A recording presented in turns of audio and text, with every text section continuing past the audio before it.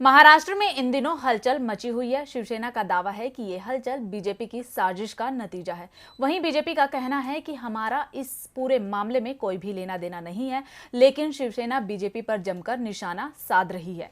ऐसे में शिवसेना ने अब केंद्र सरकार को आड़े हाथों ले लिया है। क्या कहा है शिवसेना ने, आइए देखते हैं रिपोर्ट। महाराष्ट्र में छिड़ी सत्ता की लड़ाई दिन पर दिन दिलचस्प होती जा रही है। शिवसेना और शिंदे गुट अपने अपने दावे पेश कर रहे हैं और महाराष्ट्र सरकार में छिड़ी ये बगावत अब बड़ा रूप ले चुकी है।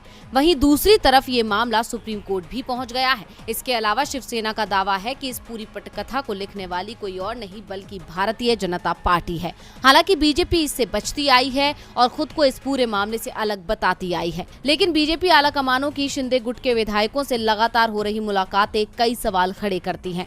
इसके अलावा केंद्र की तरफ से 15 विधायकों को दी गई Y+ सिक्योरिटी भी शिवसेना के दावों को सही साबित करती है। ऐसे में शिवसेना ने एक बार फिर केंद्र की बीजेपी सरकार को निशाने पर ले लिया है और अपने मुखपत्र सामना के जरिए बीजेपी को खरी खोटी सुनाई है।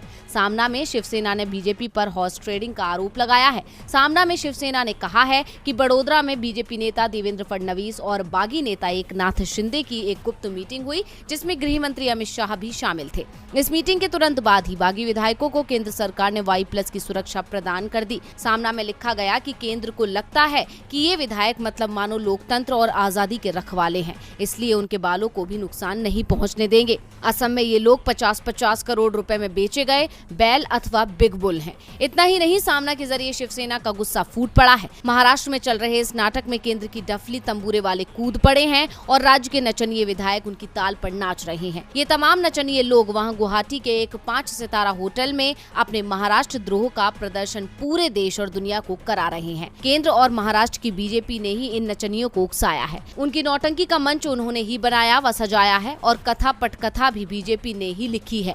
ये अब छिपा नहीं रह गया है, यानी साफ है कि इस सब की जिम्मेदार सिर्फ बीजेपी ही है।